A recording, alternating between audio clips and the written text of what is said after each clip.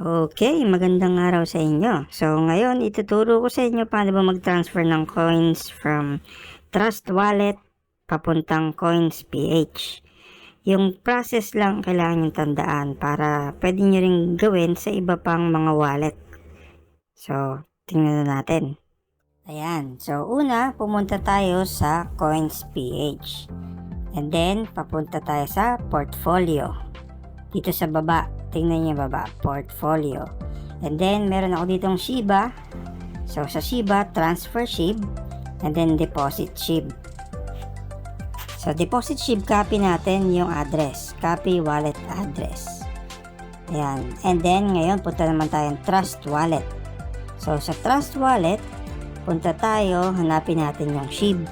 Kasi doon natin yun yung ita-transfer natin, yung SHIB from Trust Wallet. So, search natin SHIB Ethereum. So, sa SHIB, kita nyo naman wala akong SHIB, pero ang gawin natin is send. So, paste natin dito yung address and then yung amount kung ilan yung ita-transfer natin.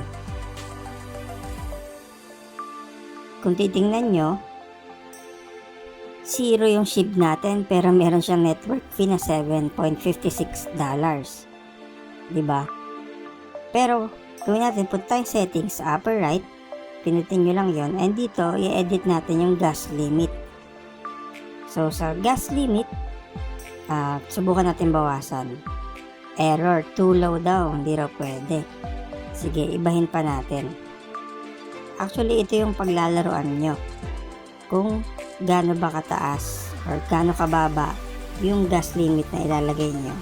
Yun yung magiging price ng gas limit nyo. So, pwede nyo pala itong i-edit hanggang pumayag si Trust Wallet. So, gawin natin 40,000. So, from $7, naging na lang siyang 6.86. So, yun yung i-edit natin.